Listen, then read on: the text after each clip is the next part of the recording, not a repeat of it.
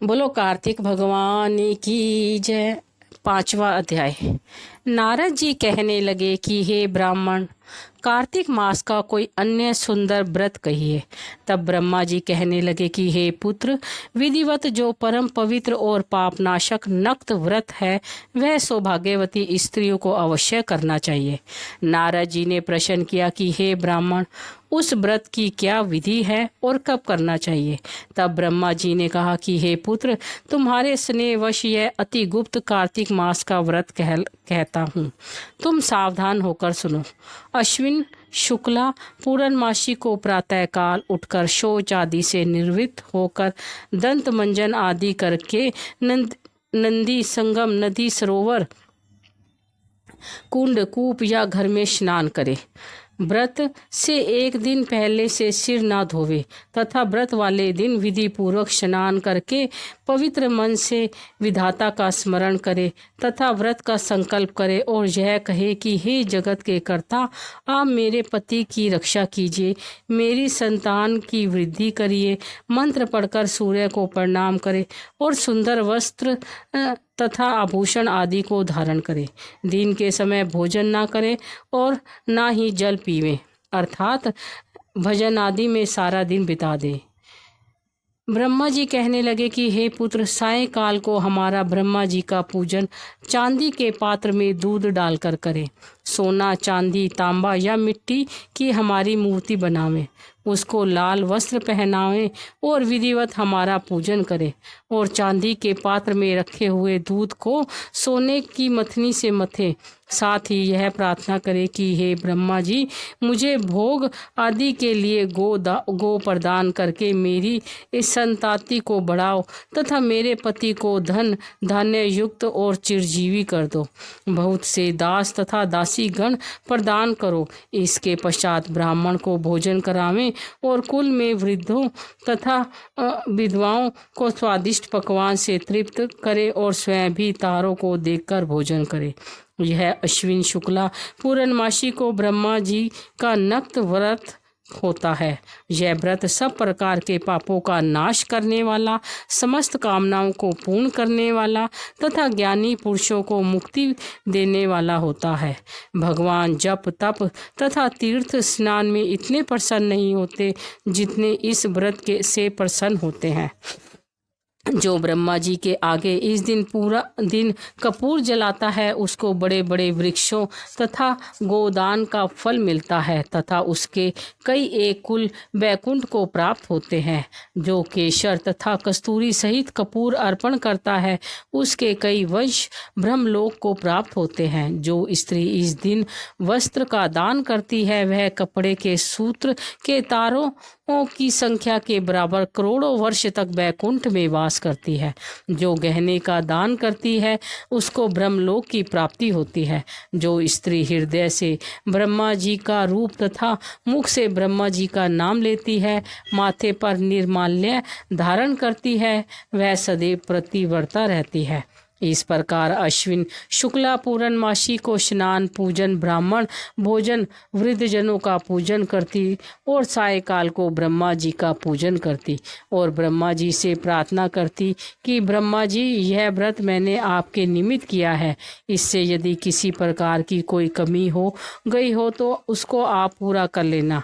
जो कोई इस कथा को पढ़ता है अथवा सुनता है उसको भी अश्वमेध यज्ञ का फल प्राप्त होता है।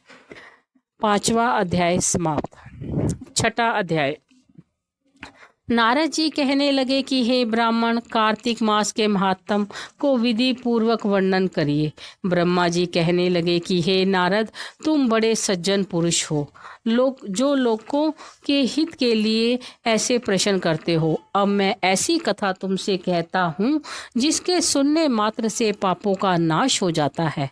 हे नारद जी, सूत जी इसी नैमिषारण्य तीर्थ में शौनकादि ऋषियों से कहते हैं कि हे ऋषियों, साधुओं का सत्संग अति पवित्र होता है और सारे संसार के पापों के भय को दूर कर देता है। ज्ञानियों को मोक्ष देता है, कामना वालों को कामना पूरी करता है। श्री गंगा जी पापों को नष्ट कर देती है, चंद्रमा ताप को दूर कर देता है, कल्प वृक्ष दीनता को नष्ट कर देता है परंतु साधु समागम पाप ताप और दीनता तीनों को नष्ट कर देता है। इसका आधा क्षण भी मोक्ष का देने वाला हो जाता है। इतनी वार्ता सुनकर ऋषि कहने लगे कि हे सूत जी, आप कृपा करके कार्तिक महात्म इतिहास तथा प्रसंग सहित सुनाइए। तब सूत जी कहने लगे कि हे ऋषियों, एक समय भगवान कृष्ण से कमल जैसे नेत्रों वाली श्री सत्यभामा जी कहने लगी कि मैं धन्य हूँ और मेरे माता पिता भी धन्य हैं, जिनके मेरे जैसी कन्या उत्पन्न हुई, जिसके पति आप हुए।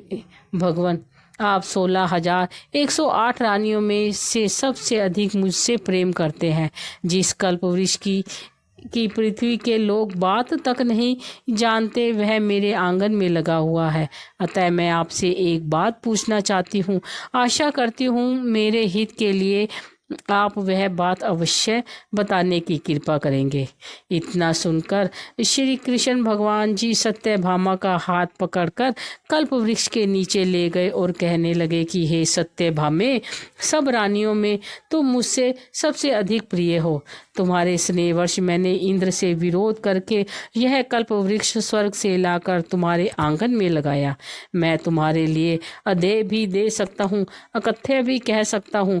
अब तुम मुझसे यदि गुप्त से गुप्त बात पूछोगी तो मैं तुमको बतलाऊंगा।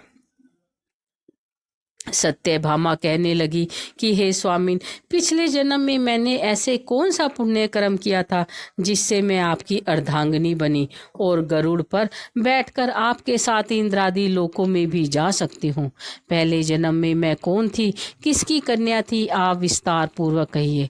भगवान कृष्ण कहने लगे कि हे सत्यभामे, तुम ध्यान पूर्वक सुनो। मैं सब वृतांत विस्तार से कहता हूँ।